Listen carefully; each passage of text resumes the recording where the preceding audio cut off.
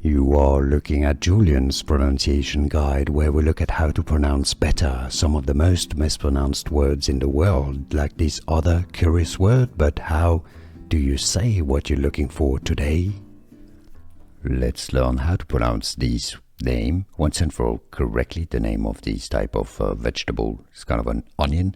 If you want to learn more food names that are confusing and mispronounced often, stay tuned for more videos. There are two different ways of pronouncing it. The most common one in the UK, British English, shallot, right? Shallot.